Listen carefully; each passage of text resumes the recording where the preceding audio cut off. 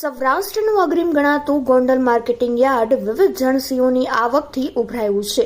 March એન્ડિંગની 6 દિવસની રજા બાદ આજથી ફરી યાર્ડ ધમધમ્યું છે। આજથી યાર્ડમાં વિવિધ જણસીઓની હરાજી શરૂ કરવામાં આવી છે।